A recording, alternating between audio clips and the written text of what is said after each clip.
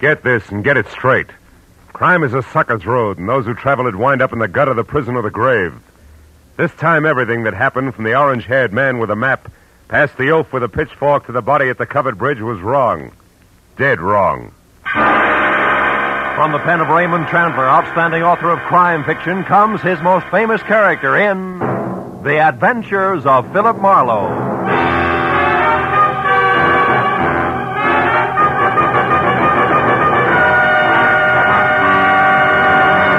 Now, with Gerald Mohr starred as Philip Marlowe, we bring you tonight's exciting story, The Covered Bridge.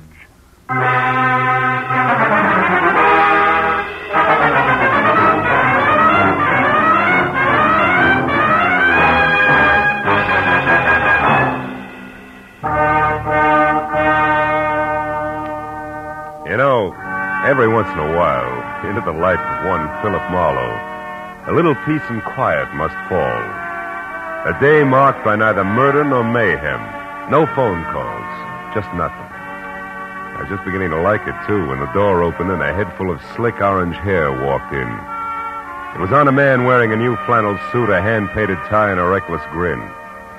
He shoved the telephone out of his way, sat down on the corner of my desk, and sized me up with a pair of careful gray eyes. Got a proposition for you, laddie. Tell me about it. Let you know if I'm interested. You should be. There's good money in it. It's not always the answer. Go ahead. You got a good car? Good enough. I don't keep it in the office. You like Mexico? Look, is this a social call or a quiz program? Well, this is business. I asked you a question. Yeah, I like Mexico. I don't like you. Oh, that's good, because you're going to drive a couple of friends of me down there. Name your price. Not interested. $1,000? Not interested. That's too bad. Would have been nicer to work this out without a gun. Listen, you two-bit Talk jerk. easy, laddie. This gun is bigger than both of us. Now, you're going to drive across the Mexican border tonight with 3 passengers. And there won't be any difficult questions, because you are the well-known Senor Philip Marlowe, a respectable private detective. Somewhere below the border, your fellow travelers will catch a boat. But this you don't have to worry about. Now, look, just a minute. Look, laddie, I came to you for several reasons, one of which is that you're smart enough to know when to quit fighting the problem. We've got to make a stop first, so let's go. And leave your artillery in the drawer. Come on. Yeah, sure. Since I'm now an old pal of yours, what do I call you? You pick it. Believe me, you won't like it. How about George? You like George? Not particularly. Good. Just call me George. Let's go, Marlowe.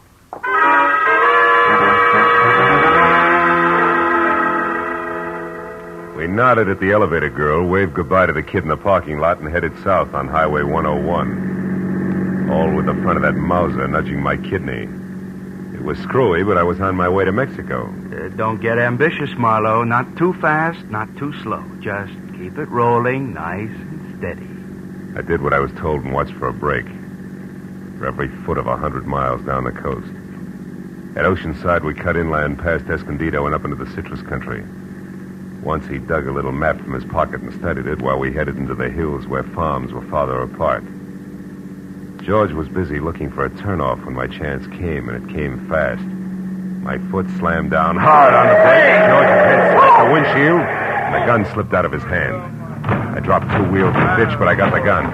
He took one look, then jumped out and ran in a low crouch for the back of the car. Before I could follow him, I heard the truck coming. It was a big 2-section job rolling fast. It topped the rise just as George pivoted toward the road. The truck driver must have seen him just as it hit, because the air brakes locked on all 26 wheels at the same time. I ran to where George lay like a discarded doll at the side of the road. The truck driver was out of his cab before it stopped rolling. I didn't see him. I come over the rise there. I didn't see him. Take it easy. Honest, I didn't see him. Is he all right? He ain't dead, is he? No, he isn't. He won't be walking much anymore. It wasn't my fault, Mr. Honest. I know it wasn't. Get hold of yourself. Gosh, what should we do? I want you to drive to the nearest phone and get the police and then come back. Here's my card.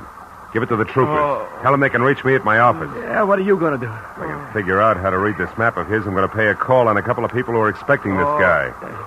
Maybe it's just a stubborn streak, but when I'm being used as a patsy, I like to meet the people involved.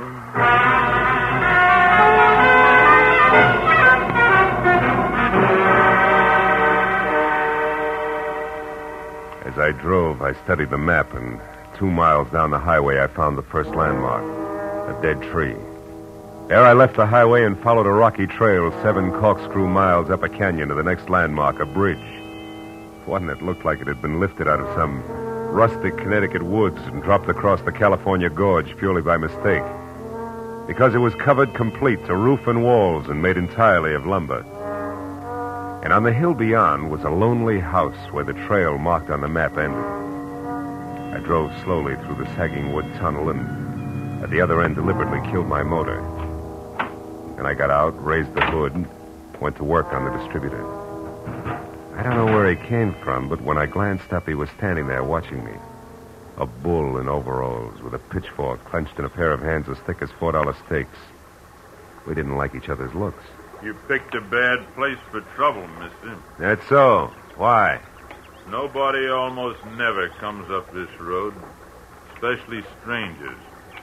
How come you took it? Really want to know, or are you just killing time? I wouldn't be too smart if I was you, mister. You live in that house up there?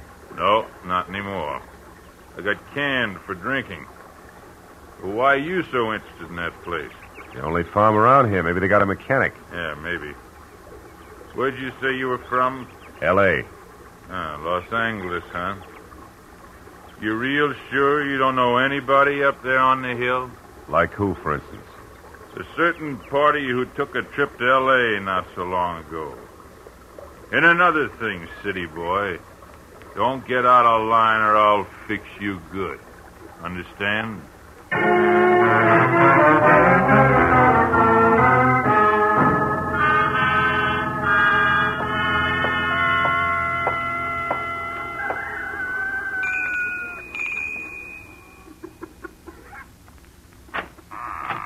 Yes?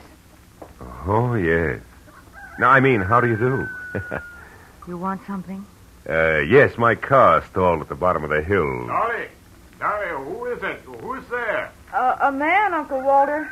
He says his car broke down. What's that? Your car broke down, you say? Yeah, I don't know what went wrong, Mr. My name is Brule, Walter Brule. Oh, I'm glad to know you. I'm Philip Marlowe. What are you doing on this road, Mr. Marlowe? I thought it was a shortcut. Did you? Well, you were wrong. It's a dead end. Oh. Come inside. Thanks. Look, Mr. Brule, I'd like to have somebody who knows motors come down and look at my car, huh? Mm-hmm. All right, when Ed comes in, I guess he could go down with you. Oh, That's my new hired hand, Ed Fry. Oh. I don't know, Uncle Walter. It's getting pretty dark. Yeah, I was thinking the same thing myself. As a matter of fact, if you can accommodate me, Mr. Brule, I'd just as soon rest up a while and shove off in the morning. I want to pay you for everything, of course. Stay overnight? Oh, I'm afraid that's impossible. Impossible? Why? What's the matter with you, Dolly? If necessary, I'm sure we can arrange to take care of Mr. Marlowe some way. Well, okay. Yeah, that's better. Now, if you want me, Dolly, I'll be out in the barn. Make yourself comfortable, Mr. Marlowe. Your uncle, huh? He owns this place? That's right. My mother was his favorite sister. Oh. You want a cup of coffee? Oh, I'd love it. Haven't had any farm kitchen coffee in ages. You don't seem to have many visitors up this way, Dolly, huh? No, not many. Nice farm, though. Stinks. Is that why you run off to L.A. now and then? How did you know about that?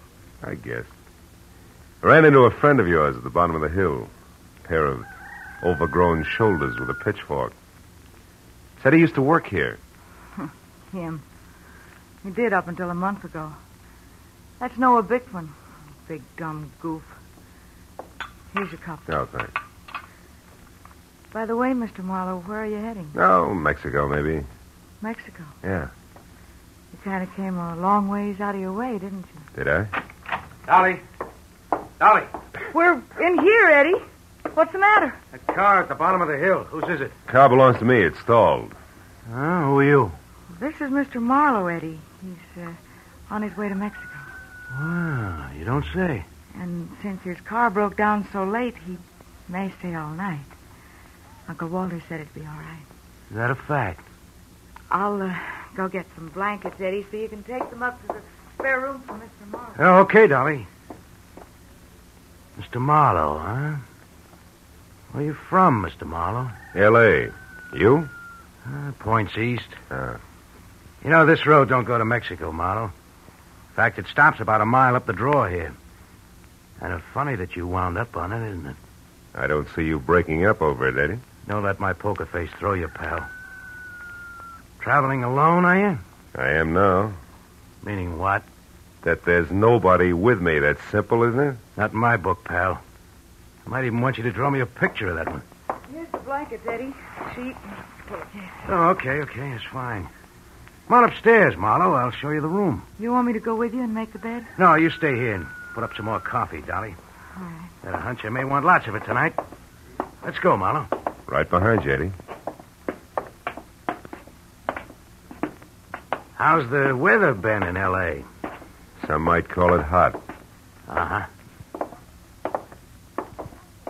Get the door, will you? Sure.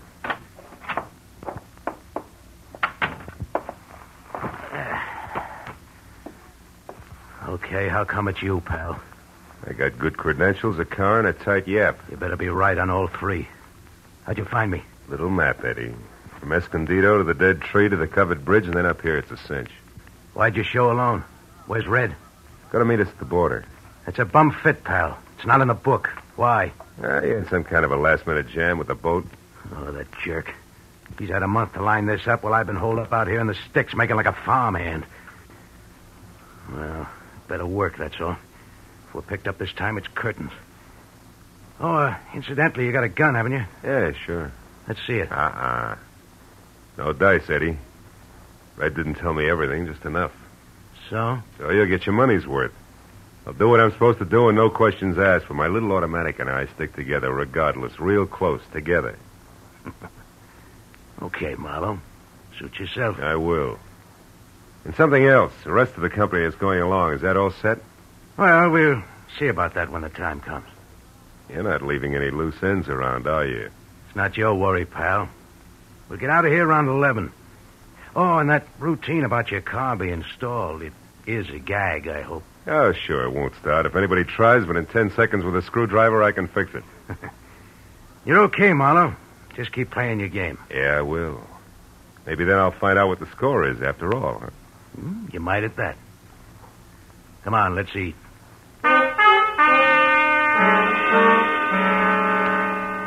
Dinner at the Brule farm was as loaded with gay chatter as a bad case of lockjaw. And when it was over, the participants scattered like everybody else was contagious. I wound up alone in a dark spare room on the second floor, which had one advantage. Windows that viewed both the front and the rear. The moon was bright, so I didn't bother with a lamp. I listened to Dolly rattle dishes in the kitchen until that stopped, and then I watched old man Brule pace his front yard. Once Ed Fry went out and talked to him briefly, and then headed for the front door again. For a long hour after that, the big house was silent until from somewhere out in the back, there was a soft, metallic tapping. Eventually, I spotted a heavy figure outside tossing pebbles against a window pane downstairs. And he edged back through the shadows to the barn. A moment later, I saw the girl slip out a rear door and run across the backyard to join him. I went down the back stairs and out along the house to a hedge, and I followed that until I was close enough to hear. It's true, I tell you. He's an escaped convict, a killer. He's been hiding out here on your place. I can't believe it, no. I just can't. Are you sure? Of course I am. I read it by accident just tonight in an old newspaper from Denver. The whole story with pictures. There's no doubt about it. Ed Fry is really Eddie Fillmore. He's a murderer plenty of times over. What'll we do? Should we call the police? No, not on your life. Listen, you want to get off this farm, don't you? More than anything in the world. Okay. Then we'll do it. Together, Dolly. I didn't tell another soul about this. You know why? Because they put out a reward. A big one for him. $2,500. And we're going to get it. Just us, you and me. But how, Noah? How can we possibly... What's that? Did you hear that, Noah? That's nothing. It's one of the cats, maybe. Look. You've been taking walks with him lately, Dolly. Well, Yes, I have, Noah, but... Well, never mind that now. Just get him to take another one right away. Get him to walk you down to Pritchard's house. I'll be waiting there, and as soon as you get inside, I'll jump him. You'll never know what hit him. Will you do it? Pritchard's house? Yeah. Well, I'll try. You give me some time to persuade him. Sure. Oh, I knew you'd see things my way, honey. No. Boy, with that reward money, there'll be no stopping us. You better go in now before they miss you. Okay. I'll get him there just as soon as I can. Hey, Bickman. What? Who's there? Marlowe. Listen, I gotta talk to you. You were here listening all the time, weren't you? Yeah, and believe me, you're making a mistake. You're playing with dynamite, Bickman. You two are nuts to tackle that guy alone. He's too tough for you. So you want to help so you can cut yourself in on the reward, that's all. Well, it ain't gonna work. Don't be a sap. He's covered himself. There's somebody else in with him. Somebody around here. He's got an ally. You two try to grab him, and you're going to be in trouble. You're lying. He's been hiding out all alone, and we're going to get him, Dolly and me, by ourselves. And if you try to horn in, mister, so help me, I'll beat your brains. Cut it out. Reward or no reward, you got to listen to me. I got to nothing. Go! Maybe that'll teach you not to stick your nose in, city boy.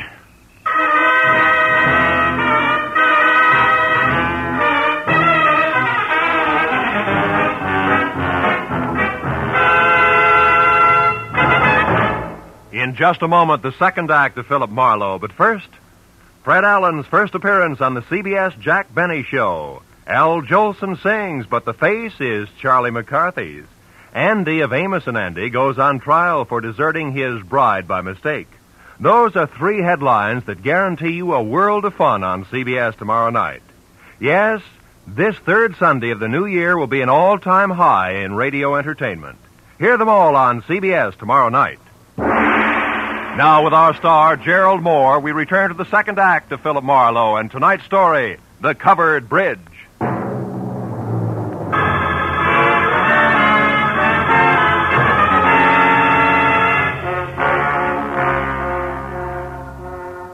I didn't pass out. But my jaw hurt and my legs moved like they were rubber.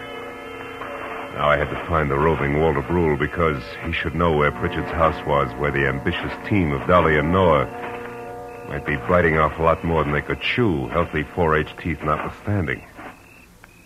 Mr. Brule! Mr. Brule! Yeah? Hello? Who is it? Marlowe! Come here a minute, will you? It's important. Yeah, it's important. What is it, Mr. Marlowe? Sure. Face. What is? It's your friend Noah. We had a few words. Noah Bickman? He was no friend of mine. Yeah, he's no friend of mine either. Look, Brule, I'm going to have to trust you. I've got no choice. Bickman found out Ed Fry is really an undesirable named Eddie Fillmore who's wanted for the police by murder. Murder? And he wants to trap him for a $2,500 reward that's been posted and didn't want me in the way. No. Now, look. I'm not a passing tourist with motor trouble, but a private detective. Tell me, who is Pritchard and where does he live? Pritchard? Where does he live? Mr. Marlowe, somebody has been making a joke on you. Elihu Pritchard died 20 years ago. He lived right in this house where I do today. This is Pritchard's house here? Oh, Pritchard's house? No. That is down the road near your car. The covered bridge. That is Pritchard's house. The bridge? Yeah, you see, Elihu Pritchard was from New England, and he had a covered bridge on his farm there, so he wanted one here. He built it himself day by day, a board here, a nail there. Oh, and since he spent so much time at it, people call the bridge his house. Is that it? Yeah, exactly. But then, why is it important? Because of a meeting, Mr. Brule, a get-together that I don't think is going to be on the quiet side. Let me borrow your flashlight, will you? Sure. Now get back inside and call the police. But what are you going to do? Reinforce the reward happy sweethearts and keep an eye out for someone I haven't met yet. A third party Eddie Fillmore plans to tour Mexico with.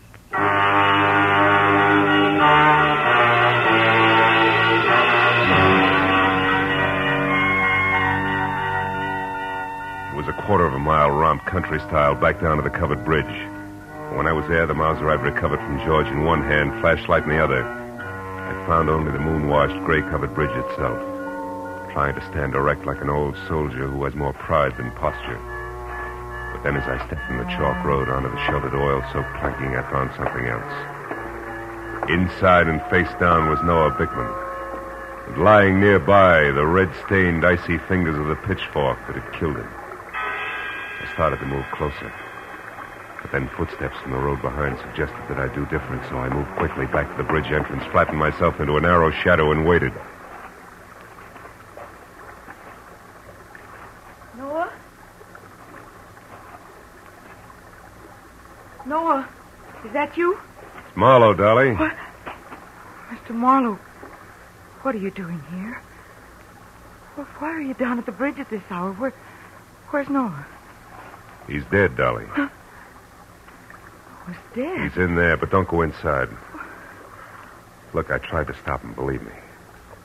Stop him from Don't what? bother, baby. I know about Fry being Fillmore, the reward, all of it. What? How? Well, first of all, I'm a private detective from L.A. who was dragged into this by an ex-buddy of Fillmore's. Second, I was in the barn when you and Noah made your plans. When you left, I tried to talk Noah into accepting my help. Why? Because I know what Fillmore's kind is like. I mix with them every day. I know how they work. Look, did you tell Fillmore to meet you here, yes or no? No. No, I couldn't find him. I've been looking since I left the barn every place. That's why you came down here just now? Yes. I wanted to tell Noah that our plan would have to be postponed. But what difference does all this make? I don't know. Maybe a little, maybe a lot. If Fillmore had known about this rendezvous you two planned, it'd be 20 to 1 that he got here ahead of schedule and took care of Noah. But since he didn't... Well, since he didn't, I'm betting on a third party, someone we haven't met yet. A third party? Yeah, now listen to me and do just as I say. Turn around and walk straight back up to the house, and when you get there, get inside and stay put. But, Marlowe, what if... Go on, fast. All right. But be careful, Marlowe. Whoever killed Noah won't hesitate to kill you, too. When she started back up the road, I turned toward the bridge again. My flashlight following the dusty white footprints on the freshly oiled planking leading to the dead man. I stood over him, the circle of light sweeping the area around him. There was just one thing I had to know. Marlowe! Marlowe! It's me, Walter Brule. What are you doing down here? Well, I thought you might need help, so after I called the police, I got my rifle and came down here, and I... Yeah, he's dead. The prongs on that fork went right through him. How terrible. Yeah. Look, Brule, was this planking freshly oiled today? Yeah? Why? I just wanted to make sure those chalk footprints were made today. But what do Brule, footprints... you stay here and see that no one enters the bridge. But where are you going? Up to your house in a hurry, because I think I know who the killer and the third party is.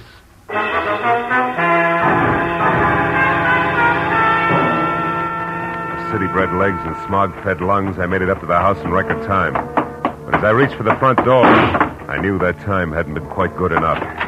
The shot had come from somewhere in the house, and by the time I reached the living room, I knew I was too late to do any good.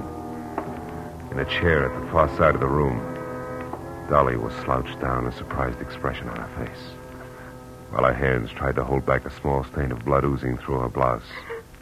Little frightened words whispered out of her mouth. You shouldn't have done it, Eddie. Stand where you are, Marlowe. She had it coming to her, the two-timing louse. Eddie, I'm trying to tell you. You don't understand. I understand plenty, you no good little... Eddie. I was in the barn, heard the whole thing. You and that Bickman planning a switch with me out. No, you're wrong, Eddie. Tell it, Mr. Fox. Tell it. Dolly didn't try to double-cross you, Eddie. She only pretended to so she could set Noah Bickman up and kill him. That's what she did. No, you're a liar. True. That's what I tried to tell Eddie. I don't believe it.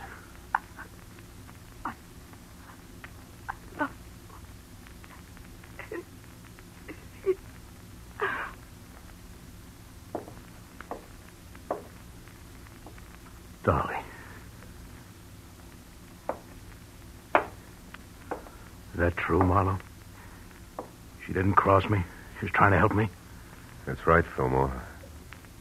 Bickman found out who you were and wanted the $2,500 you were worth, dead or alive. Dolly had to play him along for your sake. Should have listened to her. I should have listened. How'd you know all this, Marlowe? Found Dolly's footprints inside the covered bridge. Proof she'd been there before I found Bickman's body. Yeah. And you knew who I was, so you put it all together. Well, you're holding the gun, kid. What's the next move? Doesn't matter much anymore. I could still am out of here for Mexico. Somehow I don't want to. Not without Dolly. Phone the police, Marlowe. I'm not going anywhere.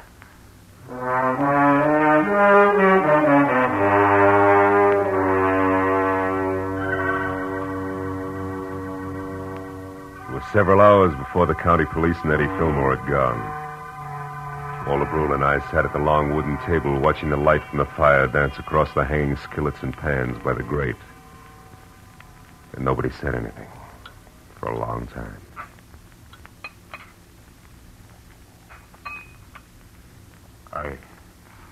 I suppose hot apple pie at 4 in the morning seems odd to a man from the city. Not at all. 4 in the morning, sometimes the middle of the day in the city.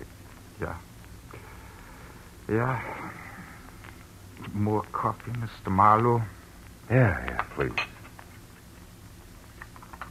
Thanks. You know, Dolly wasn't really a bad girl. It was just that sometimes she didn't think, and... A woman who loves like that doesn't think, Mr. Brule. She just feels. Maybe in some way it is my fault, the whole thing. No.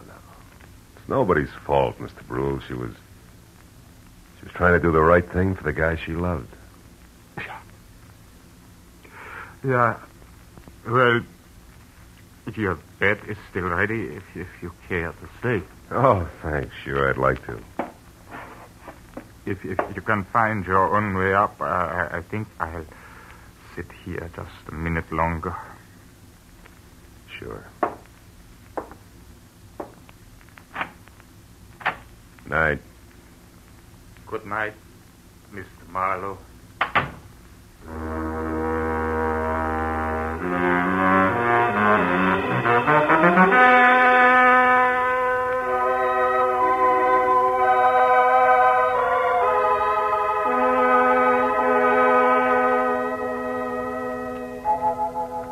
As I sat looking out over the starlit countryside, I thought of all the great love stories written about the good people who love, live, and suffer. And then the pathetic face of Dolly and the pain-racked face of Eddie said, what about us? And I had no answer. Yeah, chalk up another one, Marlowe. Another one of those things for which there is no answer.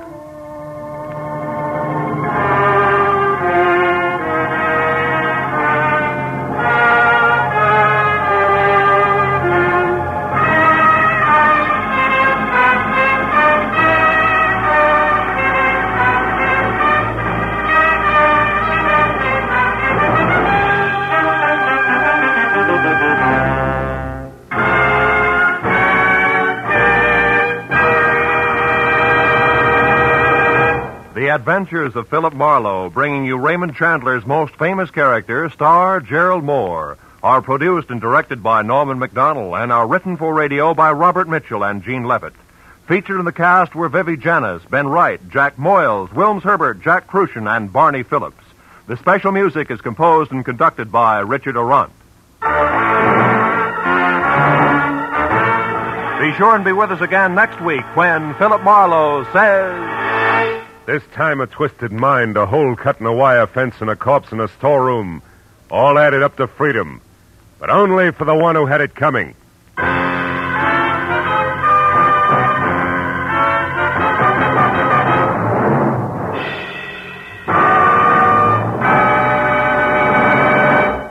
The event you've been waiting for, Fred Allen's first visit to the CBS Jack Benny Show, will take place tomorrow night.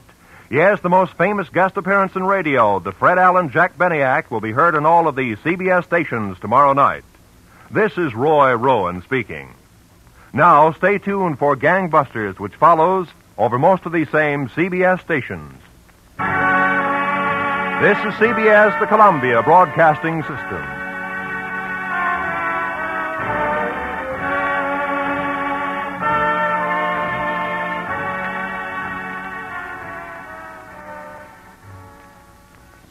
Hey, we want to say thanks for tuning in. Please like and subscribe so you don't miss any. You got a lot more of these up there. Go check them out under the playlist.